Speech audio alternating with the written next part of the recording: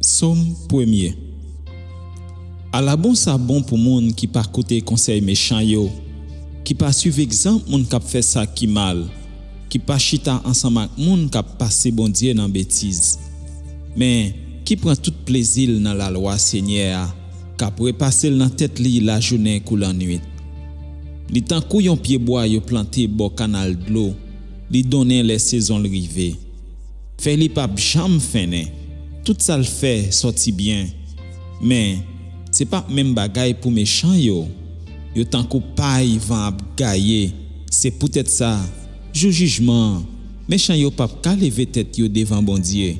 Moun qui fait mal yo, pas ka chita ensemble avec moun qui fait bien yo. Parce que Seigneur connaît gens moun qui fait bien yo ap vivre. Mais gens méchant yo ap vivre là, yo gen pour yo fini mal. Amen.